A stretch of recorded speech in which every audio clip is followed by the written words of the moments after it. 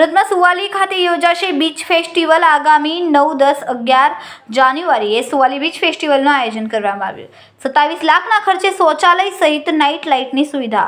ગત વર્ષે 2 થી 2.5 લાખ સહેલાણીઓએ લીધો હતો લાભ. બીચ ફેસ્ટિવલના પ્રથમ દિવસે જળશક્તિ મંત્રી CR પાટીલ સહિત દિગ્ગજ નેતાઓ હાજર રહેશે. આરોગ્ય વિભાગ દ્વારા પ્રાથમિક સારવારની સુવિધા ઉપલબ્ધ રહેશે.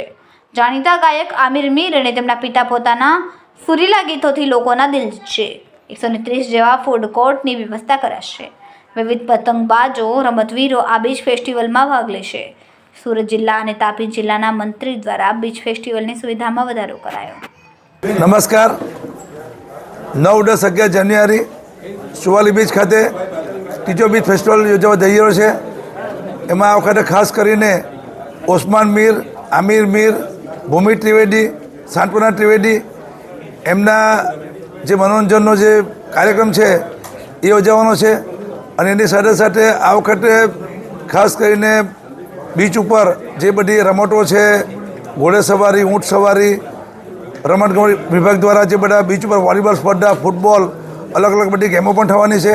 અને ખાસ કરીને આપણા કેન્દ્રીય જળશક્તિ મંત્રી CR પાટીલ સાહેબ, નાયબ મુખ્યમંત્રી હર્ષ સંઘવીજી, અન્ય મંત્રીમંડળના સભ્યો, સાંસદ શ્રી ધારાસભ્યની હાજરીમાં શુક્રવારે 5:30 કલાકે આ બીચ ફેસ્ટિવલ ખુલ્લો મૂકવા જઈ રહ્યા છે. ત્યારે સુરત શહેરની જનતાને મારી અપીલ છે કે આપણે 3 દિવસ આ બીચ ફેસ્ટિવલ પર અમારું આમંત્રણ છે. આભાર.